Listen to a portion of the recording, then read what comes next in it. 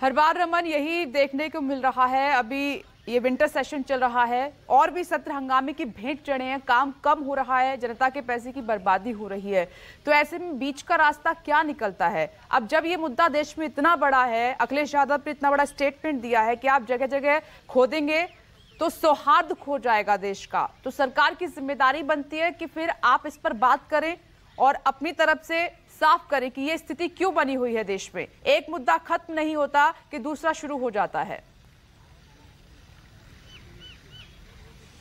देखिए, कल लोकसभा अध्यक्ष के द्वारा जो बैठक बुलाई गई थी, उस बैठक में लोकसभा अध्यक्ष और सरकार की तरफ से संसदीय कार्य मंत्री, संसदीय कार्य राज्य मंत्री सभी शामिल थे और उन्होंने कहा कि हम तमाम मुद्दों पर चर्चा करना चाहते हैं, लेकिन विपक्ष चाहता है कि सरकार अडानी के मुद्दे पर चर्चा के लिए तैयार रहे। सरकार की तरफ से एक जिम्मेदार मंत्री इस पर जवाब दे कि जो बातें सामने आई है उन बातों को संज्ञान में लेते हुए सरकार को जवाब देना पड़ेगा, लेकिन सरकार उससे बचना चाहती है। जहां तक संभल का मुद्दा है, संभल के मुद्दे पर समाजवादी पार्टी, कांग्रेस पार्टी के सांसद चाहते हैं कि इस मुद्दे पर चर्चा हो और संभल के बहाने सरकार को घेरने का वो कोई मौका नहीं छोड़ना चाहते और सरकार भी उससे परहेज नहीं कर रही है। सरकार भी चाहती है कि संभल के मुद्दे पर चर्चा करने में उन्हें कोई गुरेज नहीं है। लेकिन अब बदली हुई परिस्थिति में आज जिस तरीके से हंगामा देखने को मिल रहा है, उसके बाद ये समझना पड़ेगा कि आखिरकार विपक्ष की एक नई रणनीति है क्या, रणनीति का हिस्सा है क्या ये।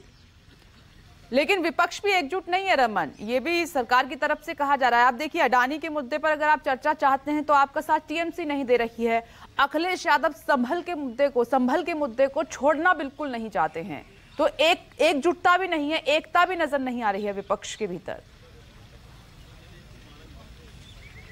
बिल्कुल, जिस तरीके से इस बार शीतकालीन सत्र के दौरान इंडिया गठबंधन की बैठक होती है 10 बजे मल्लिकार्जुन खड़गे की चैम्बर में, उस बैठक में टीएमसी के सांसदों का नजर नहीं आना, टीएमसी के सांसदों का गैर हाजिर रहना एक सवाल पैदा करता है कि कहीं ना कहीं इंडिया गठबंधन में दरार है। इंडिया गठबंधन में शामिल जो टीएमसी है, जो पहले टीएमसी थी, उस टीएमसी के सांसदों की तरफ से बयान आया है कि ममता बनर्जी को इंडिया गठबंधन की अगुवाई करनी चाहिए। कीर्ति आजाद का बयान आया है, इससे पहले कल्याण बनर्जी का बयान आया था। तो जिस तरीके से लगातार टीएमसी के सांसद कह रहे हैं कि ममता बनर्जी को इंडिया गठबंधन में बड़ी जिम्मेदारी मिलनी चाहिए, उनको लीड करना चाहिए, उसको लेकर भी पसोपेश है, क्योंकि बाकी दल नहीं चाहते हैं कि कांग्रेस को छोड़कर वो अलग थलग रहें या अलग रणनीति के तहत जो है काम करें। ऐसी स्थिति में इंडिया गठबंधन में शामिल दलों ने जिस तरीके से इंडिया गठबंधन बनाया था, उस मुद्दे को भूलकर जिस तरीके से सवाल सामने आ रहे हैं, उनको देखने के बाद ये कह सकते हैं कि जल्दी ही इंडिया गठबंधन में दरार देखने को मिल सकती है।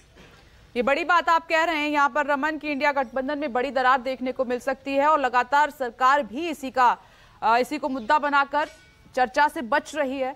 दूसरा सवाल ये रमन, क्या लग रहा है, क्या चर्चा हो पाएगी या नहीं? और अभी जो लोकसभा में नारेबाजी हो रही थी, क्या वो संभल के मुद्दे पर ही हो रही थी और इसमें कौन कौन शामिल है? कुछ आसार नजर आ रहे हैं कि कुछ कार्यवाही सुचारू रूप से चल पाएगी?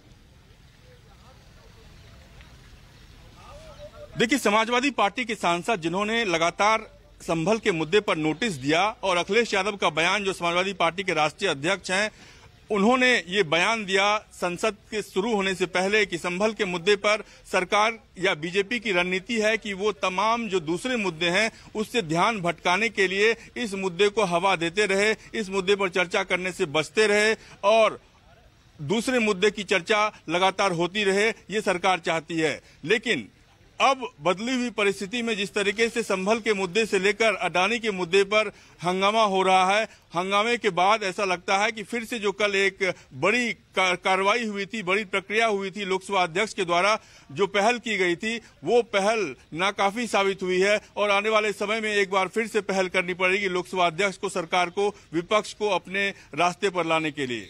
लेकिन उस पहल का कोई असर तो हो, हर बार यही होता है, लेकिन हंगामा रुक नहीं रहा है। आप बने रहे हमारे साथ।